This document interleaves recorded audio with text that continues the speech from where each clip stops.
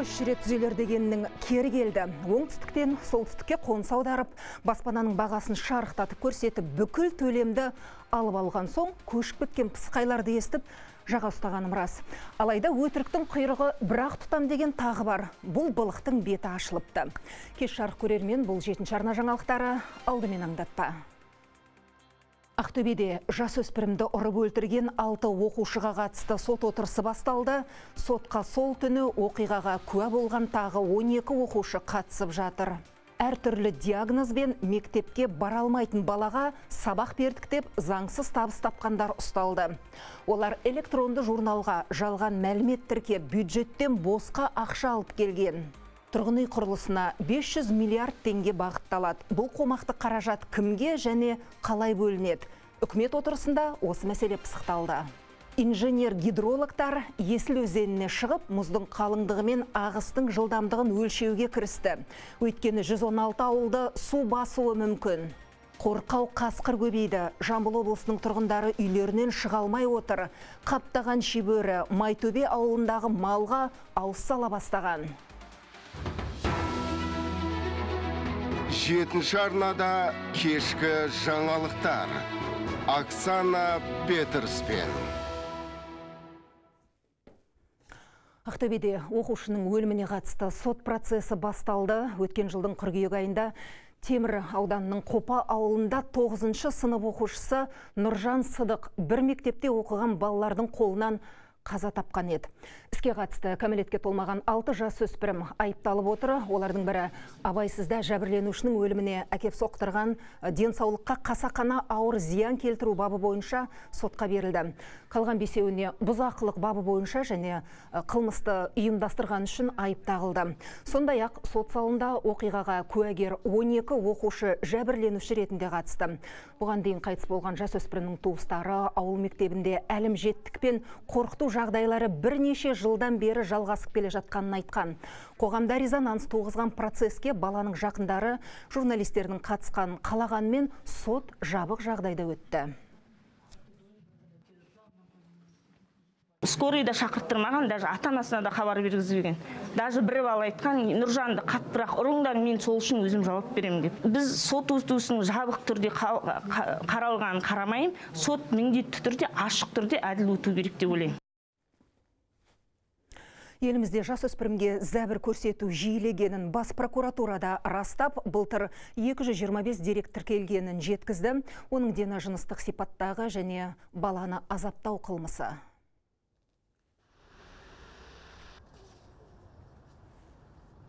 Ересектер тарапынан, соның ішінде әлеуметтік желілерде баланың виртуалды өмірін бақылаудың жеткіліксіздігі, кәмелетке толмағандарға қатысты зорлық-зомбылықтың орын алуының бір себебі. Ал Қызылорда облысында әртүрлі диагнозбен мектепке бара алмайтын балаға сабақ бердік деп заңсыз табыс тапқандар ұсталды.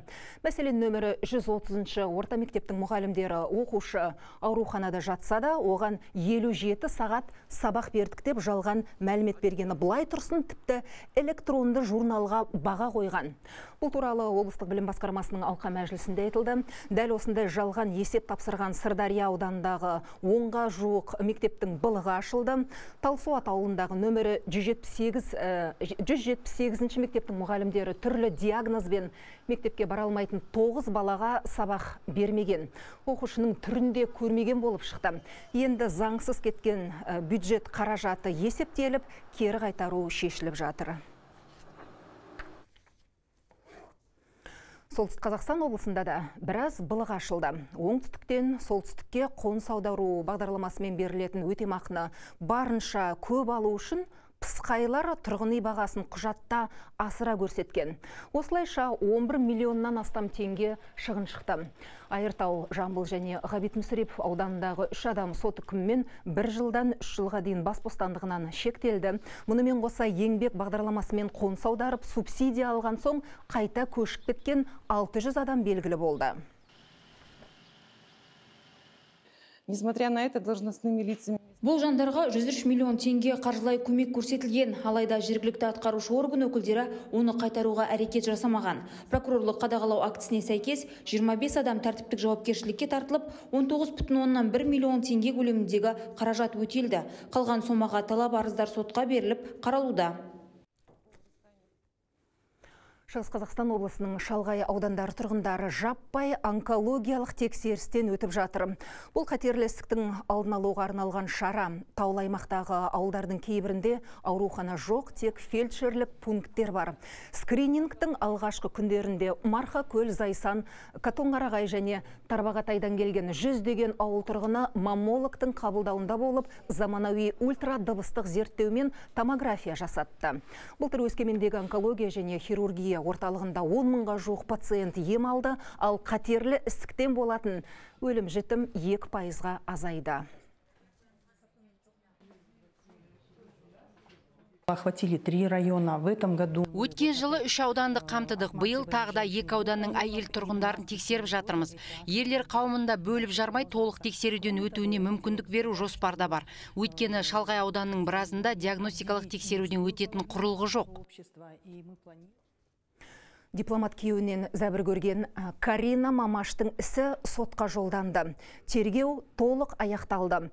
Бұл туралы арнамызға берген эксклюзивті сұхбатында оның адвокаты Бибінұр Мұратова хабарлады. Енді экс-дипломат қылмыстық кодекстің азаптау бабы бойынша сот алдында жауап береді. Күдікті 4 жылдан 7 жылға дейін бас бостандығынан айырылуы мүмкін. Дело в отношении Карины Мамаш по истязанию, досудебное расследование окончено. Карина Мамашқа қатысты іс сотқа жолданды. Күдіктіге қылмыстық кодекстің азаптау, яғни 110-шы баптың 2-ші тармағы бойынша айып тағылуда. Бұл баппен күдікті 4 жылдан 7 жылға дейін түрмеге қамалуы мүмкін. Әдеттегідей, телеграм парақшамызда сауалнама іске қосылды. Экрандағы QR-код арқылы өтіп өз нұсқаңызды таңдаңыз. Бүгінгі сауалнамамыз мынадай. Қазақстанда педагогтардың жартысы 581 мың теңге айлық алады. Ауыл мұғалімдерінің жалақысы қалаға қарағанда 25% жоғары. Сіздіңше бұл әділетті ме? Эфир соңында мен де дауыс берем, ал қазір жаңалықтарымызды жалғастырамыз. Үкімет экономиканың нақты секторын қаржыландыруды едәуір ұлғайтады. Министрлер кабинеті мұны Бәйтерек холдингінің капиталын 1 триллион теңгеге көбейтуден бастап отыр. Қомақты қаражат кәсіпкерлікті дамытуға, көлік инфрақұрылымын жақсартып, коммуналдық саланы жаңғыртуға бағытталады, деді ұлттық экономика министрі. Ол тұрғын үй құрылысы мен ауыл шаруашылығына да ақша аяп отырған жоқ. Үкімет биыл тұрғын үй құрылысына 500 миллиард теңге бөліп жатыр. Бұл ақшаға 19 миллион шаршы метр пәтер салынуы тиіс, 80 миллиард теңге отбасы банкінің ипотекасына беріледі. Өнеркәсіп және құрылыс министрі бұның 300 миллиард теңгесі жалға берілетін 21 мың пәтерді сатып алу үшін керек дейді. Тағы 120 миллиард теңге жаңа үйлерге коммуникация желілерін тарту үшін қажет. Қалғаны отбасы банкінің 2-10-20, 5-10-20 ипотекалық бағдарламаларына жұмсалмақ. Қаражат Бәйтерек холдинг арқылы таратылады. Қаржыланды көлемі ұлғайтсақ та, банағы импорт тауарлар да ұлғая береді. Бұл бір жағы, көлік құралдары субсидияланбайды, ол жерде тек қана бір-екі банағы жолы бар. Ол бір жолы банағы 1 миллион шаршы метр 300 миллиард бана жібереді деп айтылды ғой. Бұл банағы жалға берілетін пәтерлер. Көктемгі егіс жұмыстарына бөлінетін ақша да аз емес, 700 миллиард теңге. Оның 206 миллиард теңгесін шаруалар алып та болған. Ауыл шаруашылығы министрі биыл 8 миллион гектарға егін саламыз деп отыр. Көктемгі егіс жұмыстарына ұқсас мал шаруашылығы үшін айналым қаражатын толықтыруға 50 миллиард теңге сомасында жеңілдетілген қаржыландыру енгізілетін болады. Айналым қаражатын арналған қаржыландыру көлемін ұлғаюын ескере отырып, шаруалардың коммерциялық кредиттері бойынша ставканы субсидиялау алып тастауға ұсынылады. Кредит демекші үкімет басшысы экономика нақты секторын қаржыландыруда басты рөлді екінші деңгейлі банктер атқаруы тиіс екенін еске салды. Олжас Бектенов мемлекеттік қаржы институттары мен екінші деңгейлі банктер арасындағы бәсекелестік саланың дамуына кедергі келтіреді деді. Банктер қысқа мерзімді әрі тәуекелі аз несие бергенді дұрыс көреді, ал нақты секторға қолжетімді және ұзақ мерзімді қаржы ресурстары қажет. Үшінші, мемлекеттік қаржы институттары мен екінші деңгейдегі банктер арасындағы бәсекелестік. Мемлекеттік даму институттары жобаларға негізінен өздері қаржы бөліп келеді. Бұл банктердің нақты секторға деген қызығушылығын төмендетеді. Экономиканың нақты секторын қаржыландыруда басты рөлді екінші деңгейдегі банктер атқаруға тиіс. Қатаң үнемдеуге көшкенімен үкімет биыл Астана экономика форумын өткізуден бас тартпайды. Экономика вице-министрі бұл шараға бюджеттен бір тиын да бөлінбейді, толықтай демеушілердің қаржысына өтеді деді. Гүлвира Сейтенова, Сәбит Наурызбаев, 7-ші арна. 13 наурыздан бастап жол жүру ережесіне өзгертулер енгізіледі. Енді көлігіңіз түтіндеп, әуенді қатты қойып шулатып жүрсеңіз, 40 мың теңгедей айыппұл салады. Қарсы бағытқа шығып жолда апат тудырсаңыз, 9 ай жүргізу куәлігінен айырыласыз. Теміржол өткелінен ережені елемей өтудің айыбы үлкен 78.700 теңге. Жедел жәрдеммен полиция көлігіне жол бермесеңіз 80 мыңға жуық айыппұл. Жүріп келе жатқан көліктен басыңызды шығарып, есікті ашып, жүк көлігімен адам тасығаныңыз дәлелденсе, 40 мың теңге төлеуге дайын болыңыз. Сондай-ақ мүгедектігі бар жүргізушіге де заң қатаң, қарсы бағытқа шығып кетсе 117.960 теңге төлейді. Ал теміржол өткелін ережесіз кесіп, көлік қақтығысы болса, 9 ай темір тұлпар жүргізе алмайды.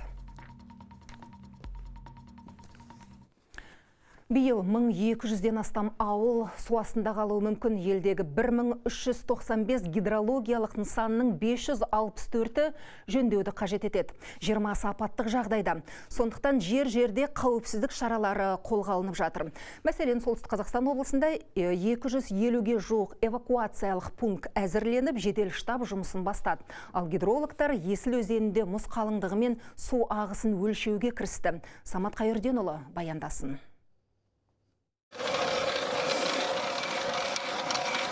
Инженер-гидрологтар әр 5 күн сайын Есіл өзеніндегі мұздың қалыңдығын өлшеп, ағыстың жылдамдығын анықтайды. Бұл шаруа күн жылынып, мұз көбесі сөгілгенше жүргізіледі. Осылайша мамандар тасқынға байланысты болжам жасайды. На сегодняшний день толщина льда составляет 47 сантиметров.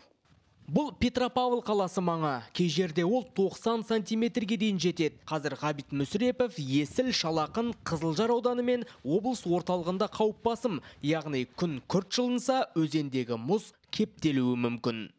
Ожидается наступление дружной весны. Көктем жылы әрі жауын шашынды болады. Қардағы ылғал қоры аз емес. Жаппай ерісе ойпаң жерде орналасқан ауылдарда жағдай қиындайды. Сергеев қоймасына шамамен 3,1 миллиард текше метр су жиналады. Бұл шамадан 2 есеге көп, бірақ былтырғы деңгейге жетпейді. Аймақта 22 гидрологиялық бекет жұмыс істеп тұр. 116 ауыл бақылауға алынды. Оның 40-ы осы Есіл өзенінің бойында орналасқан. Жалпы биыл тасқынға қарсы жұмыстарға бюджеттен 2,5 миллиардтан астам теңге бағытталып, жедел штаб жұмысын бастады. По области подготовлен 249 эвакуационных пунктов. Өңірде 249 эвакуациялық пункт әзірленді. Ол 17 мың адамға арналған. Азық-түлік дәрі-дәрмек жеткізу үшін арнайы келісім шарт жасалды. Жалпы қазір барлық ауданда тасқынға дайындық қызу жүріп жатыр. Сала мамандарының айтуынша, бүгінге дейін ауылдардан 800 мың текше метр қар шығарылған. Ал наурыз айының 3-ші онкүндігінен бастап өзен көлдерде мұз жару жұмыстар жүргізіледі. Жалпы республика бойынша 1200-ден астам ауыл қауіпті аймақта тұр. Оларды қорғау үшін 576 шақырым топырақ үйіндісі мен бөгет салынды. Солтүстік Қазақстан облысынан Самат Қайырденұлы, 7-ші арна. Жамбыл облысында шибөрілер қаптап қорадағы малға қауіп төнді. Талас ауданының тұрғындары ауыл шетінен байқағанын айтады, қазір қорқау екесе көбейіп елді мекенде емін-еркін жүр. Тіпті ұсақ малды жей бастаған мамандар биыл шибөрі 2000-ға жуықтап қалғанын растап отыр. Ауру бар жоғы анықталған соң тиісті шараға кіріседі. Егер індет жұқтырғандары болса, көктемде жояды. Ескеретін жайт, бір аңшыға жылына 3 қасқыр, 3 шибөріден артық атуға заңмен тыйым салынған.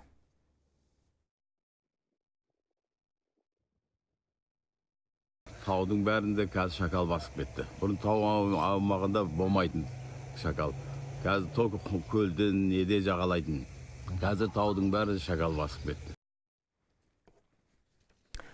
Қостанай облысында арақ шарап шынысын ірі көлемде тасымалдап жүрген кәсіпкердің ізіне түскен тәртіп сақшылары алкогольдік ішімдік шығаратын заңсыз цехты тапты. Иесі Қарабалық кентінің тұрғыны екен. Заңсыз цехтан 8 миллион теңге болатын 6000 дана бөтелке жасанды ішімдік тапқан. Сондай-ақ цехқа сырттан әкелінген 3000 арақ шарап бөтелкесі салынған қораппен 5 литрлік 16 құты араққа ұқсас мөлдір сұйықтық жеткізген. Елімізде жыл сайын қолдан жасалған ішімдіктен 11 мыңнан астам адам уланады.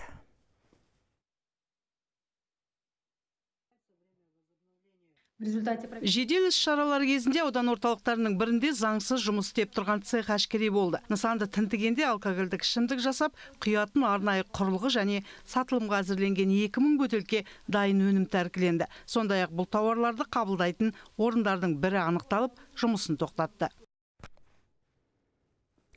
Мұстафа Кемал, жұлдызы жанған ақсақал.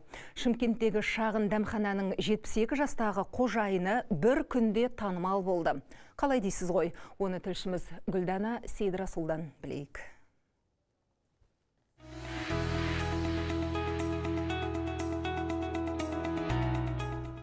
Тиктокты пайдаңа икемдей білсең, атағың жер жарат деген осы. Әлеуметтік желі қолданушысы 72 жастағы кәсіпкерді қолдап, видео түсіргеннен кейін бәрі өзгерді. Миллиондаған қаралым жинап, Мұстафа Кемал бір күнде жұлдызға айналды.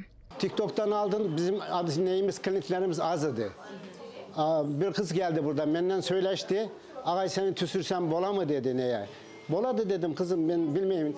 Buradan ertesi gün ne oldu? Köp klient geldi. Yani TikTok'tan burun bizim onca klientimiz yoktu. O kızga ben sizin hazırlığınızda rahmet dileyim. Шымкент жастары донерші қарияны қолдағандықтан Мұстафа Кемал көмекші алды. Все поддержали. Барлығы әсіресе біздің шымкенттік жастар қолдап, осылай ісіміз жүріп кетті. Алматыдан, Қырғызстаннан жақсы пікірлерін жазып қолдап жатыр. Баршаңызға үлкен рахмет. Енді Мұстафа атаның келушілері көп, ал оның донері қаладағы ең танымал тағамның біріне айналды. Гүлдана Сейдрасул, Мирас Ашенов, 7-ші арна, Шымкент. Ауыл және қала педагогі деп бөліп қарауға бола ма? Біздің телеграм парақшамыздағы сауалымыз осындай, түсіндіре кетейін. Қазақстанда педагогтардың жартысы 581 мың теңге айлық алады. Ауыл мұғалімдерінің жалақысы қалаға қарағанда 25%-ға жоғары. Сіздіңше бұл әділетті ме? Дәл қазір мен де өз нұсқамды таңдайын. Ауыл және қала педагогі деп бөліп жаруға болмайды. Олардың еңбегі бірдей деп ойлаймын. Жауаптардың нұсқалары экранда. Жақсы. Сауалнама қорытындысы 19:30-да белгілі болады. Мен сіздермен қоштасамын. Аман сау болыңыздар.